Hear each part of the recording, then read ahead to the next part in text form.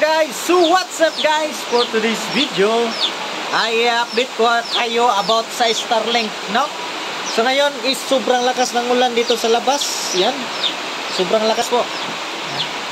Ito, talagang mawawala talaga si Starlink sa pag malakas ang ulan.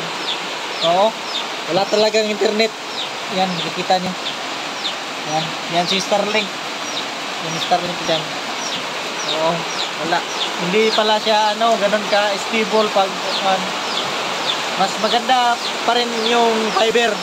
So, yung mga fiber na mga internet kasi na wired siya, wired.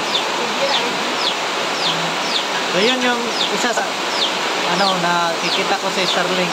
Ito sa amin, ganito, malakas yung ulan. Totally, wala talagang signal siya. Wala. So, yun lang dapat yung malalaman, lalo na doon sa mga mauulan na area, no? Kaya mawala talaga signal.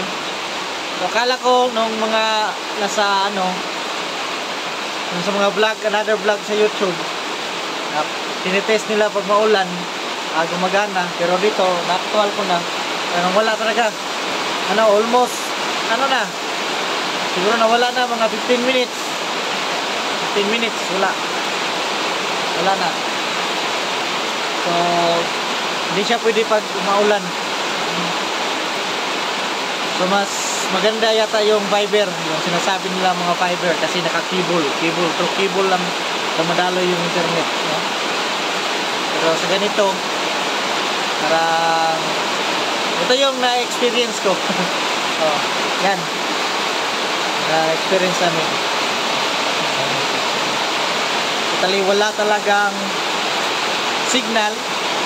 So, i-update tayo mamaya pag titigil tong ulan, babalik yung signal niya. Kasi, almost 15 minutes na or mag 20 minutes na.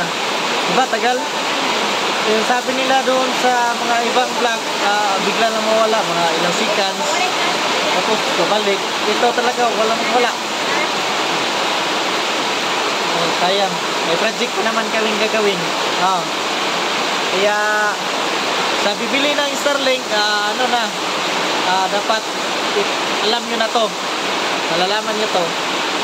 Ito yung review ko, lalo na sa mga mauulan ng lugar.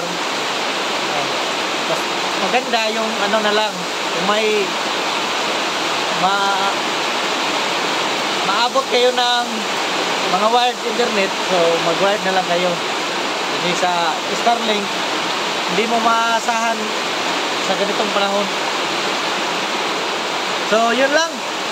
So, more updates to come. So, mag-vlog ako mamaya after sa ulan kung babalik ko. Hanggang ngayon, hindi pa bumalik.